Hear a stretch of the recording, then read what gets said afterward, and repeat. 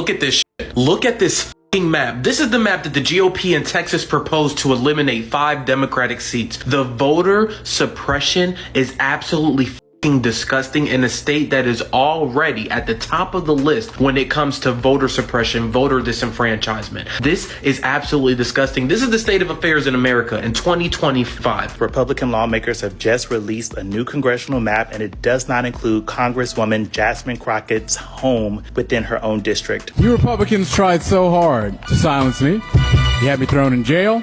And I wanted to come here to look every single one of you in the eye and let you know personally that you failed. People will rise up, whether you like it or not. What up, my beautiful black people? Welcome to Black People Politics Network. I'm Mr. Red. As you saw, Texas is trying their best to cheat for Donald Trump. That's right. Donald Trump heard the news that there's probably going to be a blue wave coming in the 2026 midterms because of all his jacked up policies. And people who are waking up to Trump are finally like, you know what? This guy isn't a good leader. So what Texas is doing is they're going to try to redraw the Texas congressional maps in order to get Trump about 5 more seats so that Democrats cannot control Congress. In 2025, 60 years removed from the civil rights movement, right? 60 years removed from when voter suppression and all this stuff was supposed to stop happening.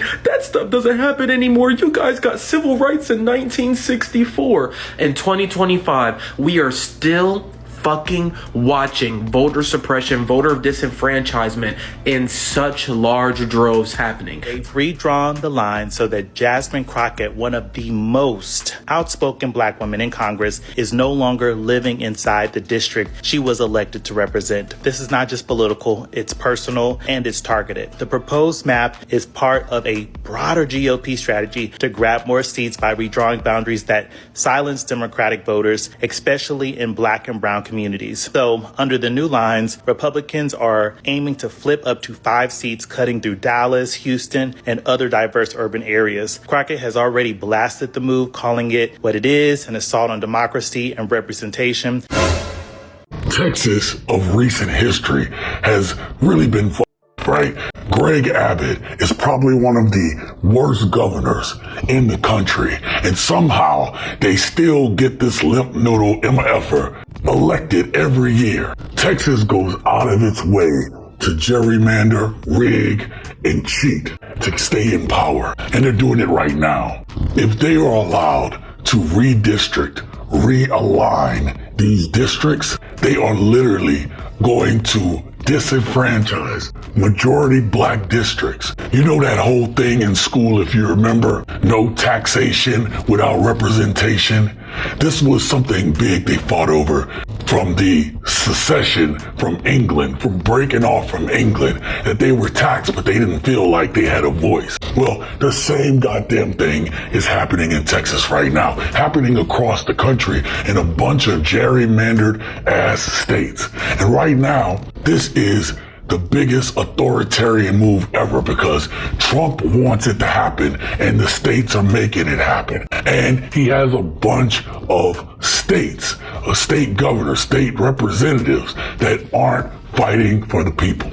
And this shit is not right. My question is simple. Do you just think it's a coincidence that 3 of these districts that are mentioned on this DOJ letter are in my district, the only African-American majority district in the state of Texas? Again, and I speak in all honesty, I have zero knowledge of any data, any facts, anything that the DOJ relied upon to draft their letter to the governor and to the attorney general.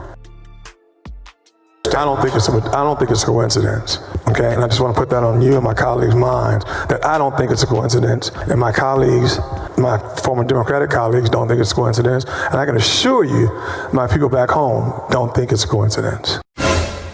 Jasmine Crockett has been an outgoing voice against the GOP, one of the bright spots when it comes to the Democratic Party. Like, they really should be taking notes from her. They really should be elevating women like her and AOC to these leadership positions because at least they have a spine. At least they're out there speaking up. Not like these limp back mofos like Hakeem Jeffries. I'll even give a shout out to Cory Booker for recently calling out Democrats for being so weak. But I digress. Jasmine Crockett, one of the most outspoken people, they've redrawn her district to not include where she lives at. Like, really make that make sense. So they are really doing their best to try to get rid of the people who are problems. University of Houston graduate running for Congress is in jail after he was dragged out of the redistricting meeting on Thursday.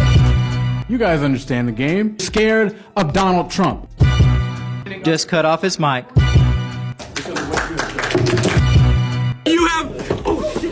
Tomorrow is the hearing in Houston.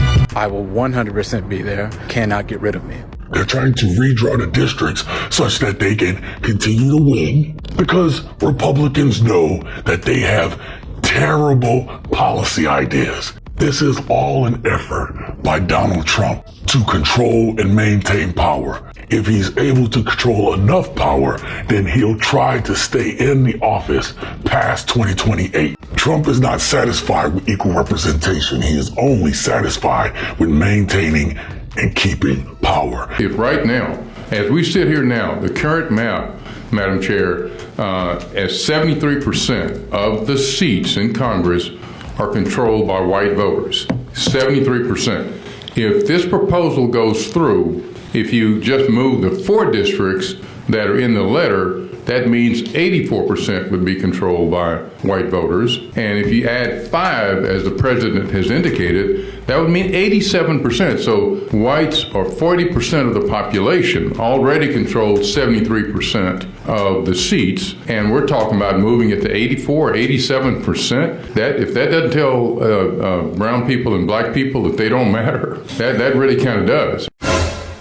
Notice that Republicans are moving that way too. They are not trying to find a way to get rid of Trump. Oh no, contrary to popular belief, the Republicans are looking to cement him because they control things the way they want to do it. This has always been the goal of Republicans. Can you identify those programs that you are taking money from? We're taking the money from the Medicaid program. Well, name the programs that you are going to shortchange by taking $70 million away from Medicaid. I just don't have them in front of me. Well, that's pretty shameful, I believe. Well, I'm sorry that you're disappointed. Well, I am.